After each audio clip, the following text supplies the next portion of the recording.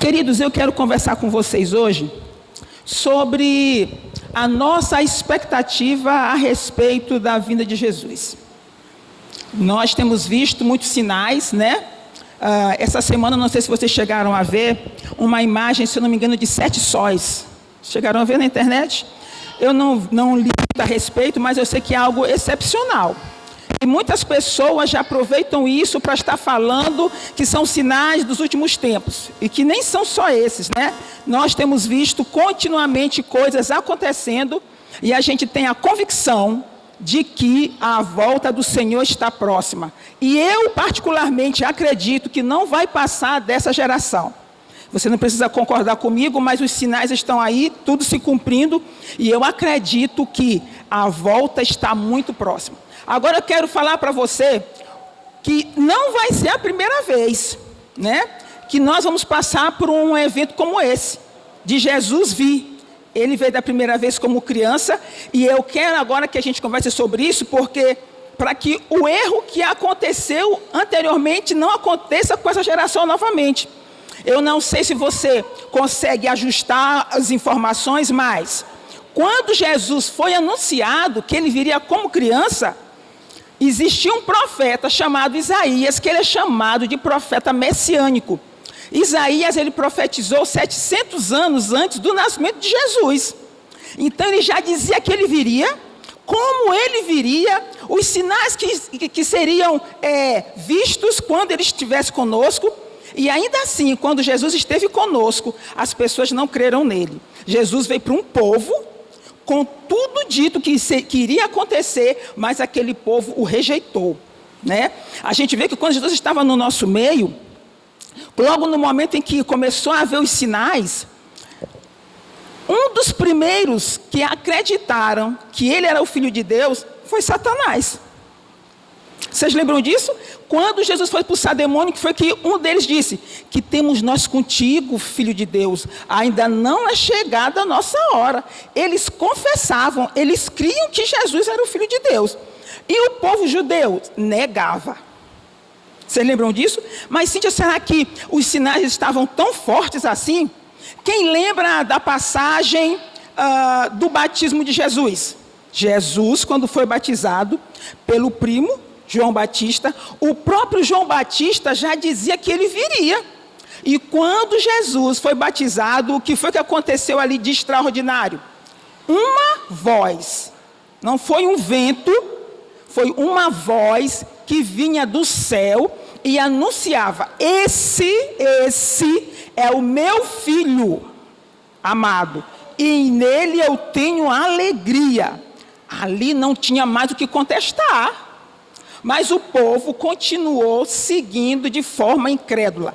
E a gente precisa entender que esse Jesus veio, o povo não estava preparado, Jesus morreu, muitos não creram, e hoje nós estamos diante da mesma possibilidade, da volta de Cristo e de nós cometermos os mesmos erros. Amém? Olha, quando Jesus estava aqui no nosso meio,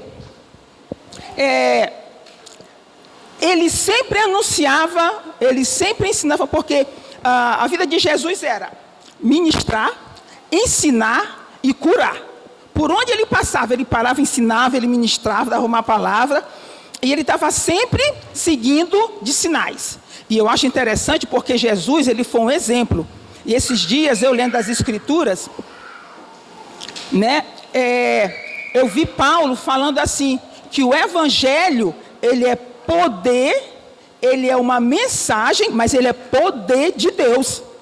E nós cristãos, a gente está nós estamos colocando a Bíblia hoje de uma forma que me seja agradável. Para mim é hoje suficiente só eu ouvir. Eu não faço mais questão, eu não tenho mais o desejo de ver os sinais me acompanhando. Você não vê mais crentes inquietos por não ver uma oração que se faz e a pessoa é curada, uma oração que se faz e alguém é salvo. E a Bíblia diz que o Evangelho, ele é uma palavra, mas ele é poder, ou seja, ele tem sinais. E Jesus, quando ele veio, ele nos ensinou, ele nos mostrou com sua própria vida como seria. Eu estou querendo te mostrar aqui um ambiente em que Jesus estava na primeira vinda. e que houve erros lá, e que a gente precisa acordar, porque nós estamos prestes a ver novamente esse Jesus de volta, e nós estamos muito suscetíveis a cometer os mesmos erros que cometeram lá atrás. E aí eu quero deixar aqui um contexto bem legal para a gente, bem satisfatório, porque assim, quando Jesus veio, ele veio para um povo, que eram os judeus não aceitaram. Jesus insistiu com eles até a sua ascensão, disse para eles, não saiam daqui, porque virá o Espírito Santo, e ele vos ensinará, e falou a respeito do Espírito. E naquele tempo, eram muitas pessoas que estavam naquele lugar. E Jesus disse para aquela igreja, não saiam daqui, porque ele virá, e vocês serão revestidos de poder. E a Bíblia diz que passaram-se os dias, e as pessoas foram se cansando de aguardar.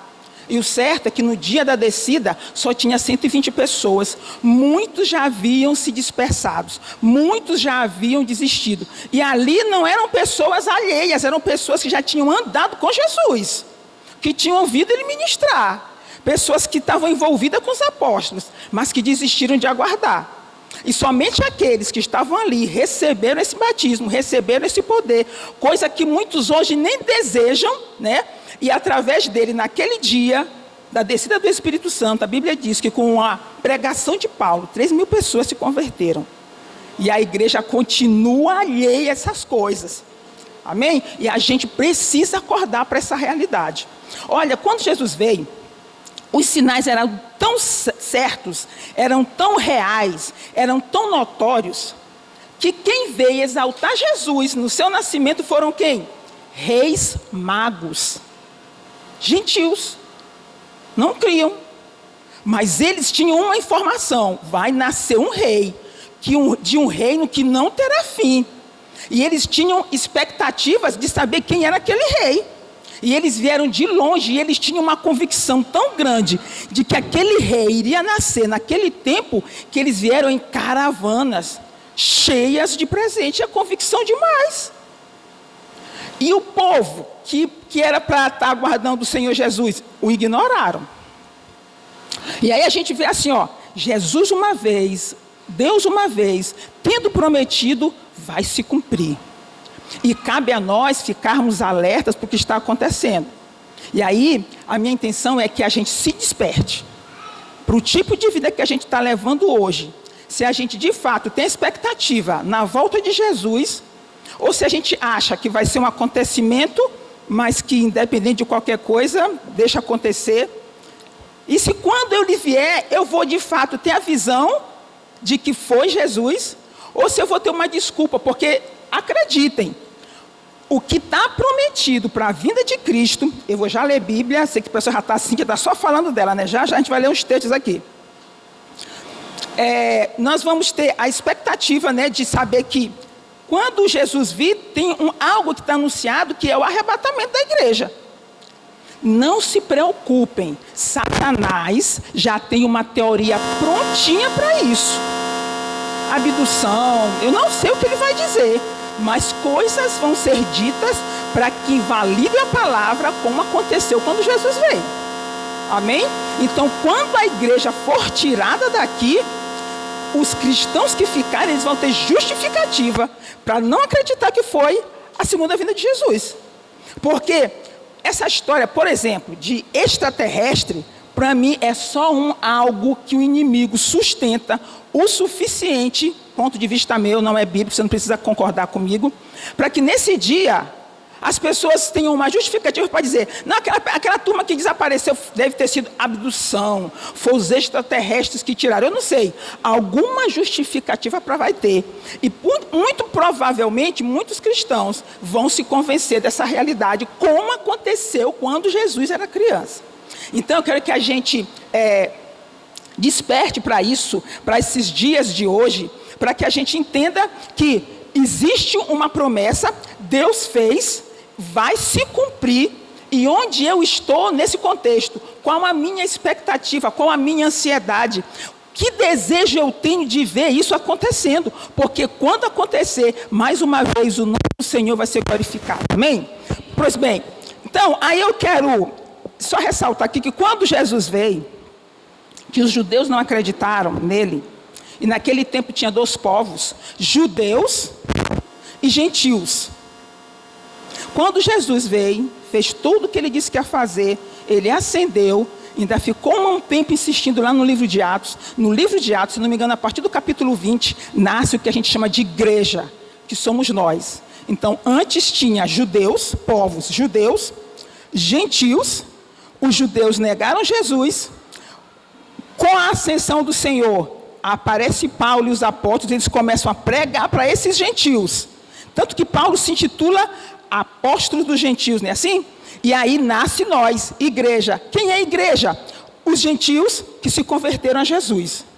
Os judeus que se converteram a Cristo. Então nós hoje é a igreja. A igreja hoje tem a responsabilidade de zelar, de aguardar, de anunciar a vinda desse Jesus. Amém? Então é responsabilidade minha e sua. Não só anunciar, mas aguardar. Mas aguardar com expectativas. Não deitado em berço esplêndido, não, com expectativas. Existe uma expectativa sobre nós, igreja.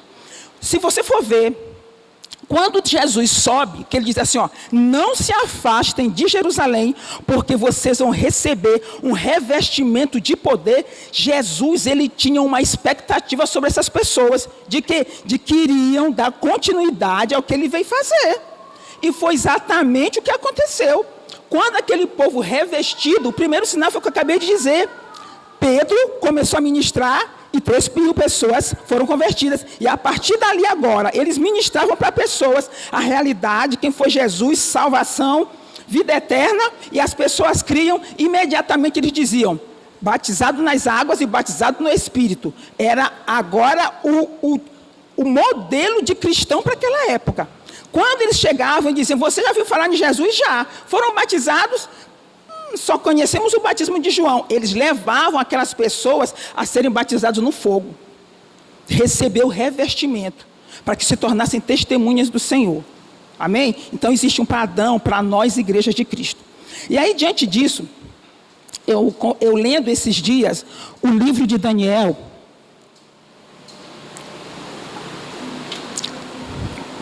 eu senti uma inveja dele.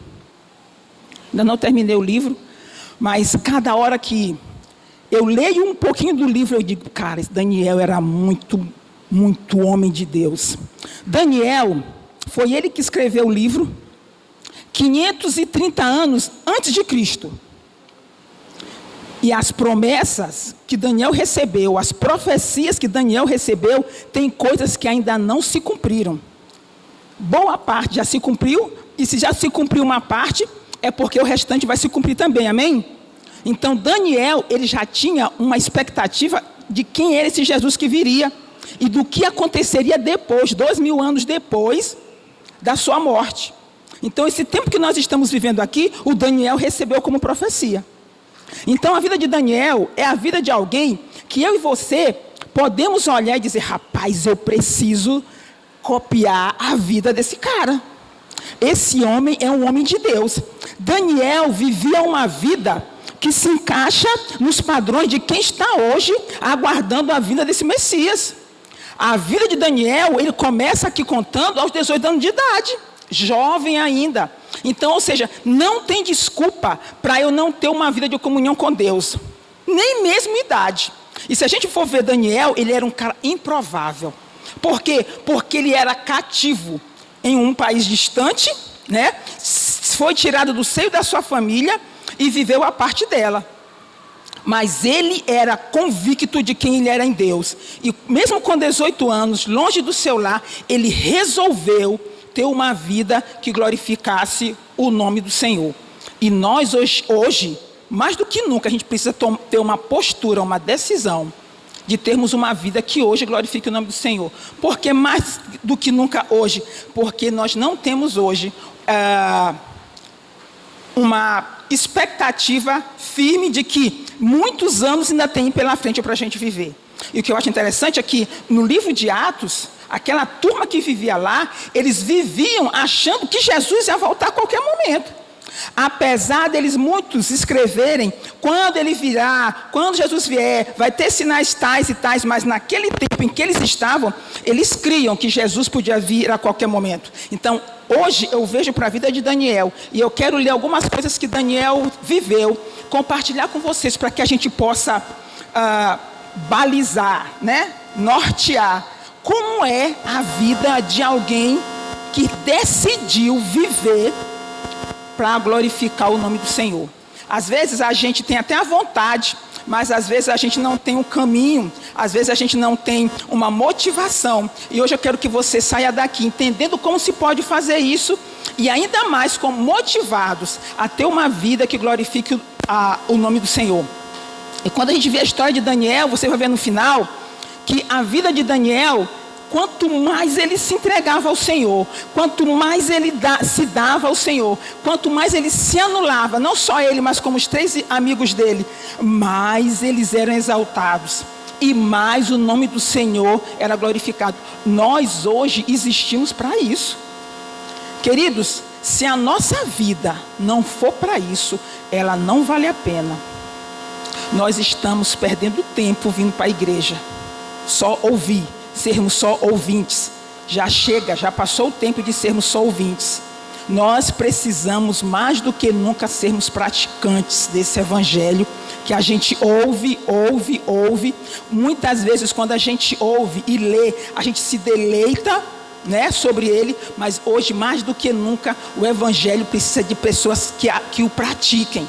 Chega de nós sermos crentes, agentes secretos, que quando a pessoa diz assim, tu é crente? Não acredito. A gente precisa se denunciar. A gente precisa estar nos lugares e as pessoas dizem assim, tu tem um jeito estranho, tu é diferente. Tu é crente? A nossa vida precisa ser assim. E eu vou dizer uma coisa para vocês, vale muito a pena. Eu vou pegar aqui as passagens de Daniel para a gente conversar sobre isso, que eles valem muito a pena. Eu digo assim, que é se queimar, se deixar consumir pelo amor ao evangelho. Tem um preço? Tem. A gente vai ver aqui nos textos, mas o resultado disso é incrível. Saber que a tua vida foi usada por Deus para que um ímpio o glorificasse, para que um povo fosse abençoado, por causa de uma postura, de uma decisão sua. Amém? Então vamos lá.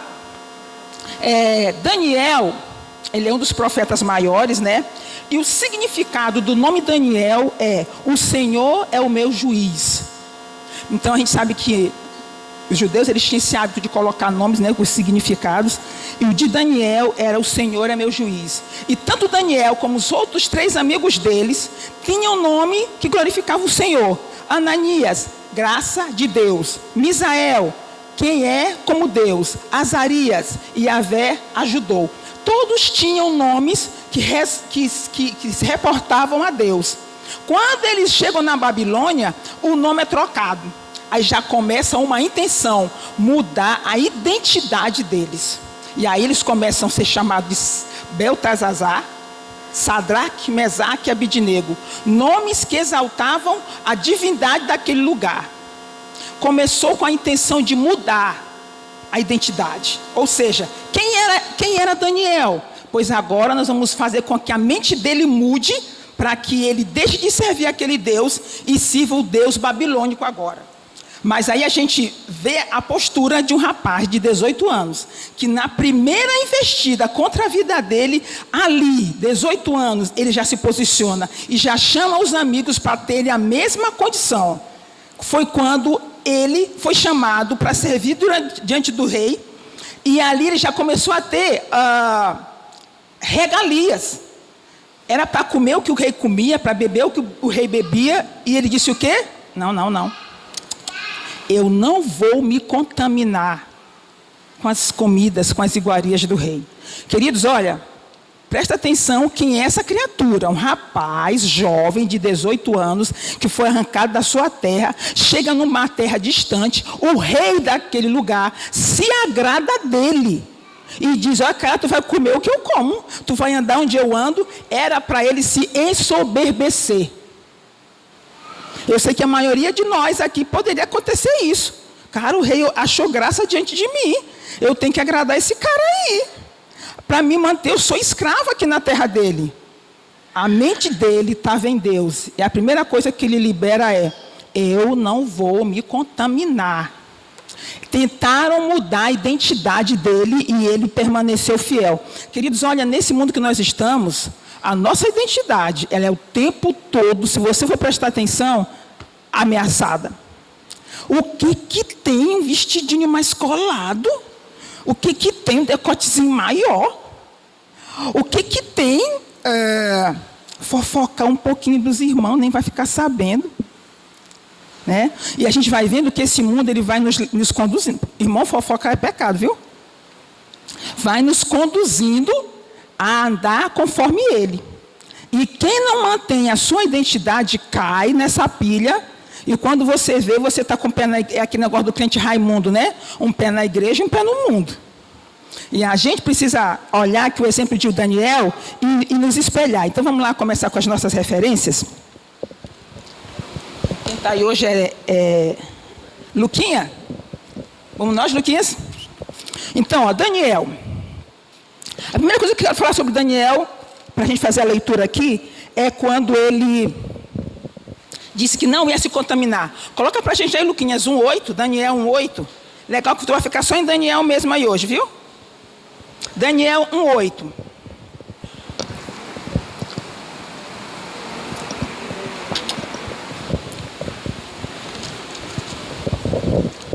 Daniel 1:8 diz assim: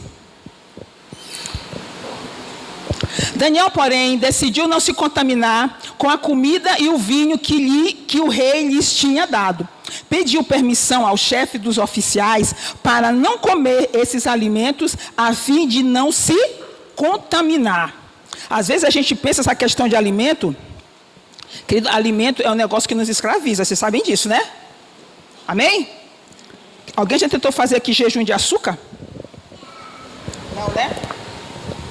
Até já me disseram que não pode fazer isso de uma vez. Então, ele sabia que aquela comida, porque não sei se você tem essa recordação, mas os judeus eles são muito cuidadosos com essa questão de alimento, né? Muito, até hoje. E ele disse: olha, isso vai me contaminar. Agora imagina um cara diante de um banquete, tendo essa fala: eu não vou me contaminar.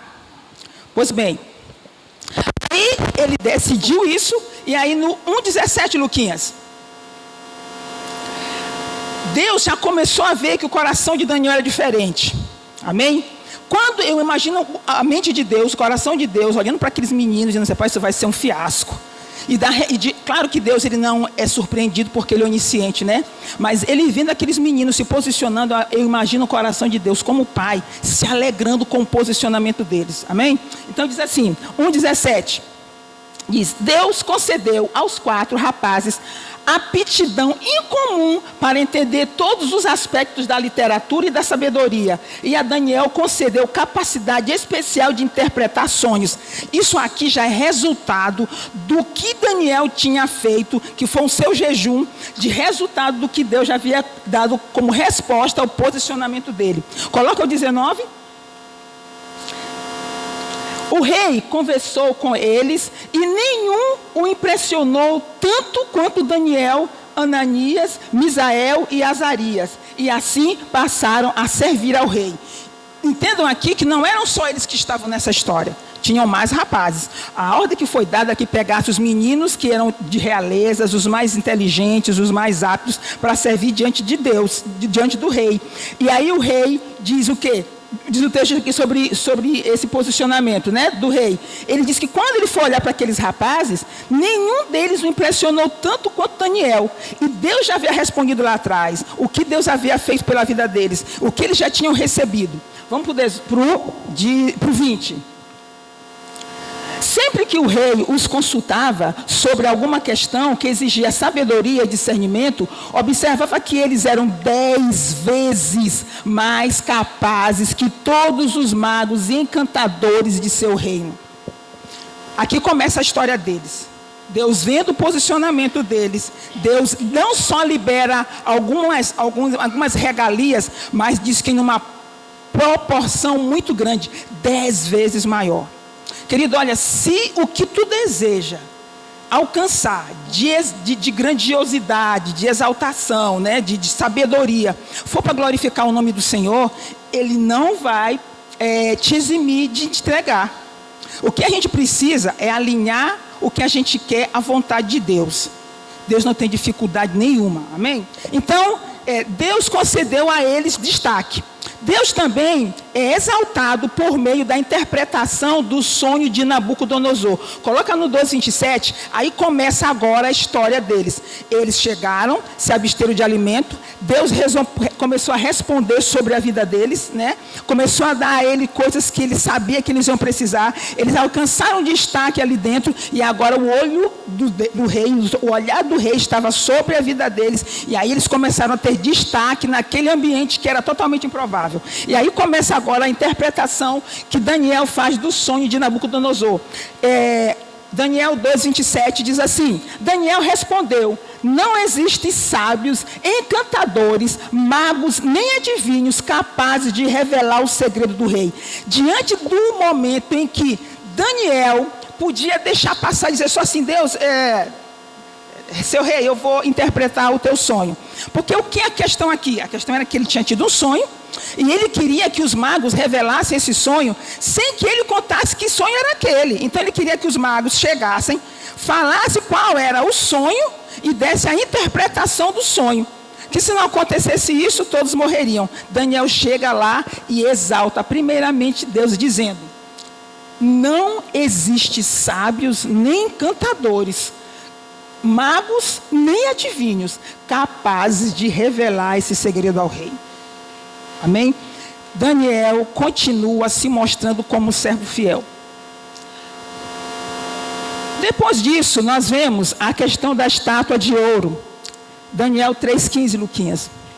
A estátua de ouro em que o rei fez para que as pessoas se ajoelhassem, né, diante dessa estátua e glorificassem. Em Daniel, deixa eu pegar aqui rapidinho. Daniel 3:15.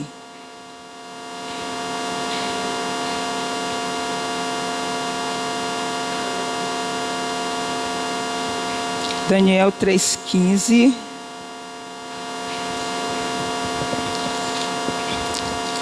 Diz assim. Deixa eu ver, 3:15. Amém, amém, amém. Glória a Deus, diz. Eu vou primeiro aqui no capítulo 3 do versículo, no versículo 5 do capítulo 3. Versículo 5 do capítulo 3 diz assim, ó. Do 4. Então o arauto gritou: povos de todas as raças, nações e língua, ouçam a ordem do rei. Quando ouvirem o som da trombeta, da flauta, da cítara, da lira, da harpa, do pífaro e de outros instrumentos musicais, prostrem-se no chão para adorar a estátua de ouro levantada pelo rei Nabucodonosor. Essa era a lei que tinha sido determinada. Uma estátua feita de ouro, que quando ouvissem o som desses instrumentos, as pessoas se prostrariam diante dela para adorá-lo. Lá no versículo 12, diz assim, no versículo 12 do mesmo capítulo 3, diz assim: alguns judeus, Sadraque, Mesaque e Abidnego, que o rei encarregou da província da Babilônia, não lhe dão atenção, ó rei, recusam-se a servir seus deuses e não adoram a estátua de ouro que o rei levantou. Mas lá embaixo no versículo 14 diz: e ele lhes disse, Sadraque, Mesaque e Abidnego, seu rei falando para ele: é verdade que vocês se recusam a servir meus deuses e adorar a estátua que levantei? Versículo 15: eu lhes darei mais uma chance de se prostrarem e adorarem a estátua que fiz, quando ouvirem o som dos instrumentos musicais. Pronto. Nabucodonosor não queria condenar aqueles rapazes. Ele disse: olha, já vieram aqui com uma fofoca a respeito de vocês, mas eu vou dar mais uma chance, para que vocês se prostrem diante dessa estátua e o adorem. Gente, preste atenção, eles sabiam qual era a punição. Eles sabiam que a punição era uma fornalha. E o rei estava ali dando mais uma oportunidade para que eles não entrassem naquela situação. E aí o texto continua: lá no versículo, no mesmo versículo 15, mas lá embaixo diz assim, ó: se contudo vocês se recusarem, serão lançados de imediato na fornalha ardente.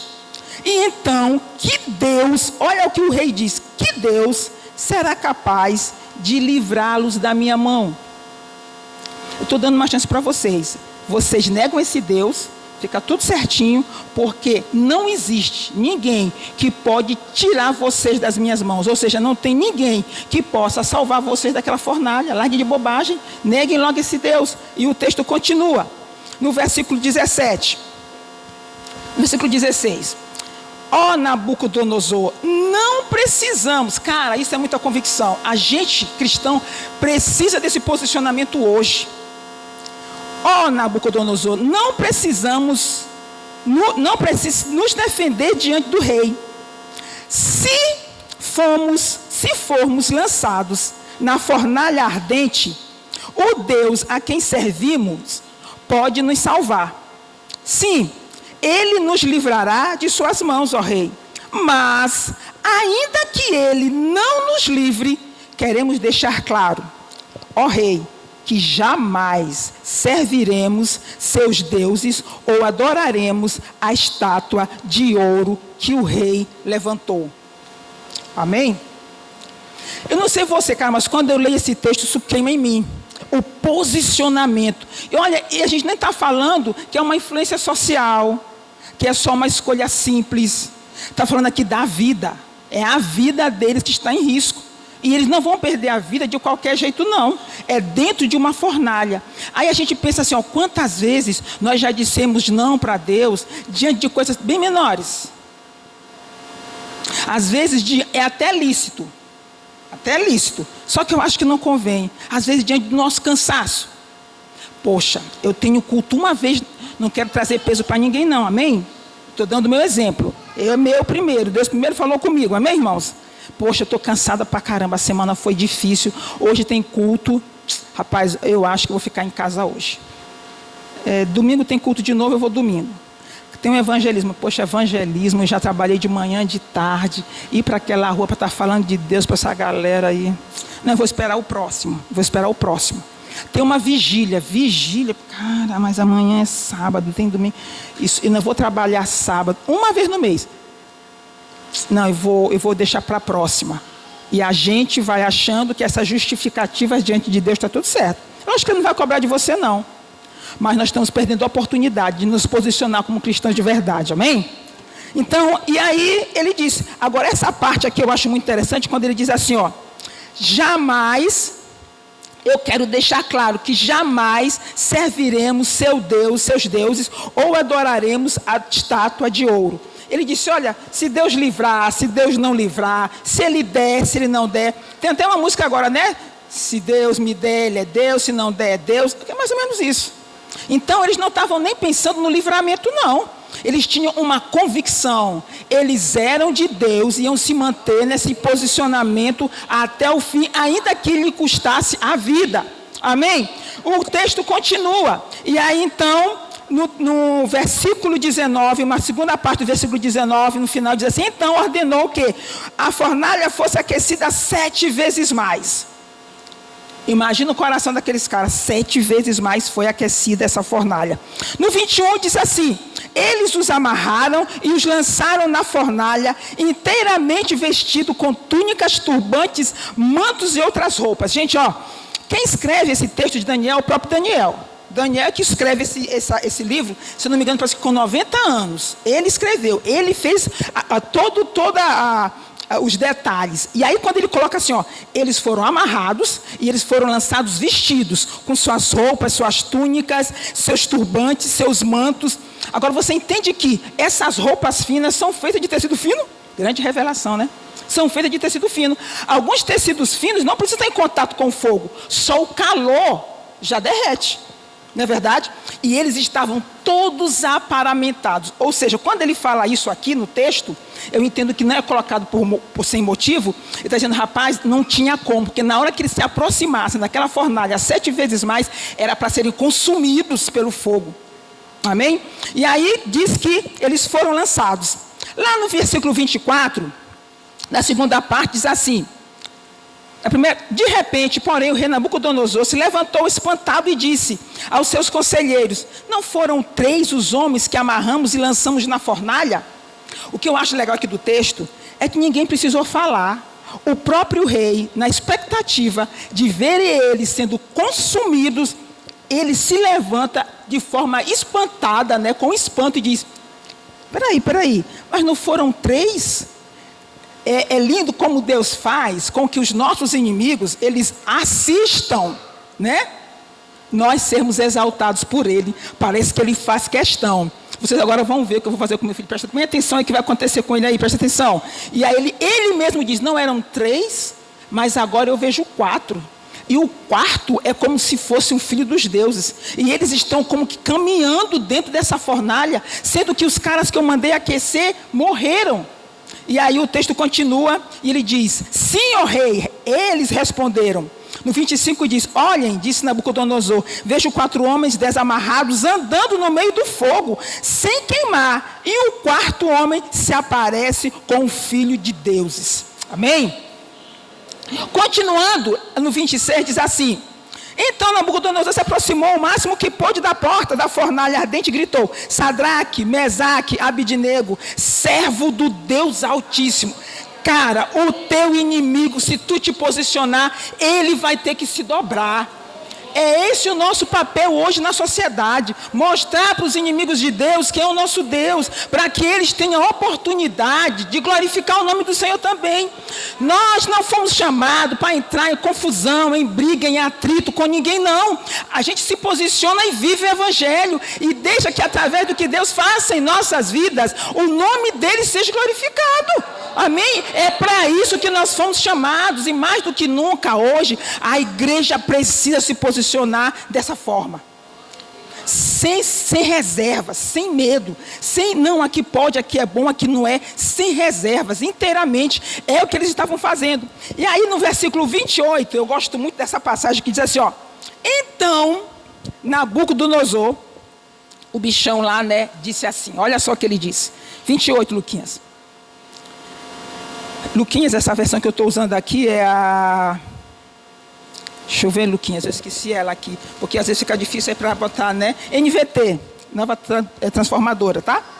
Então, 28 diz assim, ó: Nabucodonosor disse: louvado seja o Deus de Sadraque, Mesaque e Abidnego. Aquilo que ele disse lá no versículo 15, então, que Deus vai poder te livrar das minhas mãos. E agora aquela boca que proferiu isso tem que se retomar dizendo assim, ó: louvado seja o Deus de Sadraque, Mesaque e Abidnego. Ele enviou seu anjo para livrar seus servos que nele confiavam. Eles desafiaram a ordem do rei e estavam dispostos a morrer, em vez de servir ou adorar seu próprio Deus.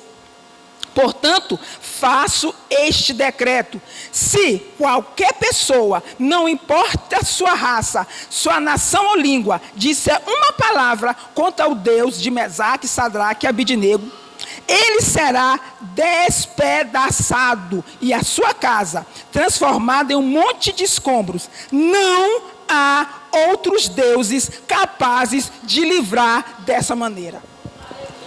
O posicionamento deles fez com que alguém que era totalmente alheio, contrário, né, à vida que ele tinha, ao Deus dele, confessasse. Ele foi convencido de quem era o Deus de Sadraque, Mesaque e Abidnego. É aquilo que a gente vê Paulo falando, que o Evangelho é palavra e poder, se cumpria antes. E nós precisamos nos desafiar a viver isso hoje, porque o nosso tempo está remido. E o mundo mais do que nunca precisa. Queridos, olha, às vezes a gente prega algumas coisas, as pessoas elas ficam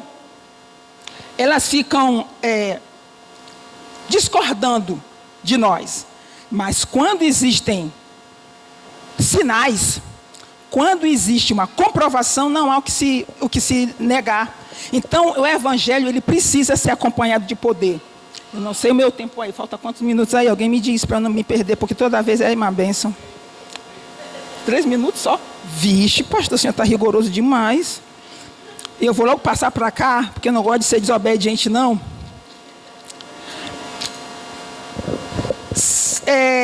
Daniel, ele serviu 5 reis na Babilônia. 5.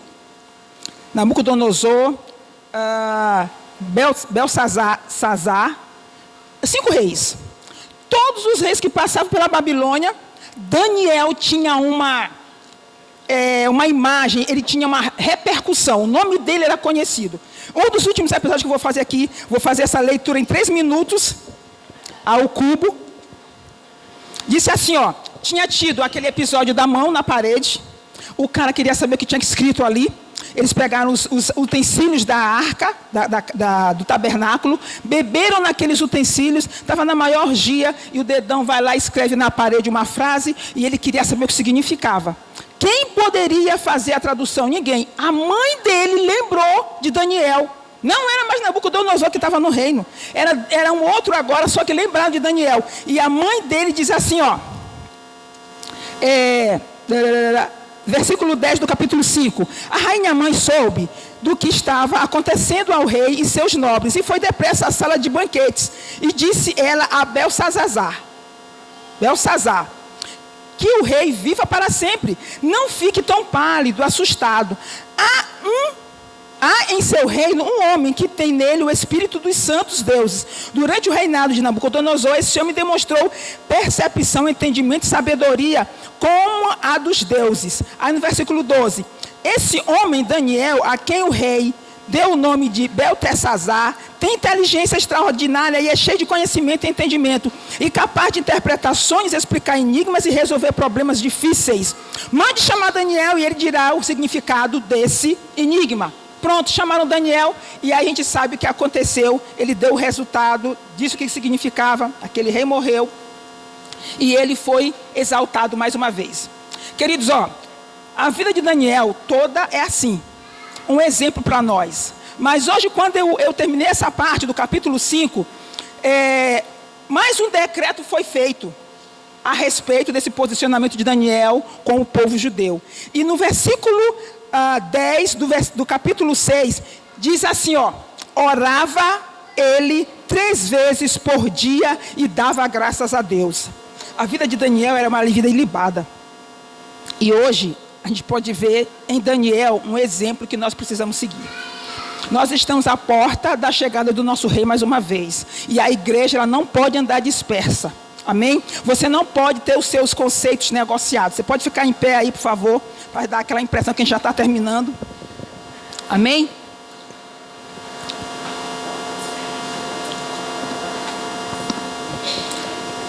Eu quero hoje dar uma sacudida em você e te perguntar: o que está faltando para que você tenha uma vida que denuncie o teu Deus, o Deus que você serve?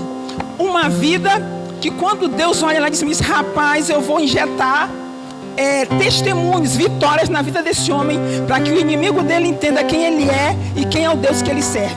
O que está faltando? Onde você se perdeu nessa caminhada? A tua vida continua glorificando o Senhor? As pessoas conseguem te reconhecer como filho de Deus? Por que você deixou o primeiro amor passar? O que está acontecendo com você que hoje você não está mais vivendo o evangelho que você há um tempo atrás almejava viver? Quais as expectativas que você tem da vida de Jesus? Você está guardando Ele ou você está vivendo seus dias independente do que vai acontecer amanhã? Você tem desejo de falar Maranata? Maranata, a hora vem, Senhor Jesus. Teu coração clama por isso? Ou você pensa: Maranata, ainda não está na hora, Senhor, fica mais um pouquinho. Que sentimento você tem quando vê pessoas nas drogas, pessoas se matando, pessoas se prostituindo, pessoas morando em ruas, sem Deus? O que o teu coração pensa? O que o teu coração diz para você nessa hora? Como você imagina o olhar de Deus sobre essa situação? O que você tem para apresentar a Deus hoje? O que precisa ser sacrificado na tua vida para que Deus se alegre mais com você? Você precisa sair daqui hoje, irmão. Nós precisamos sair daqui hoje com esse pensamento. Essa semana eu ouvi uma frase que me entristeceu grandemente, mas que é muito verdade. Um homem de Deus falou assim para mim: eu acho que a igreja não vai ser salva.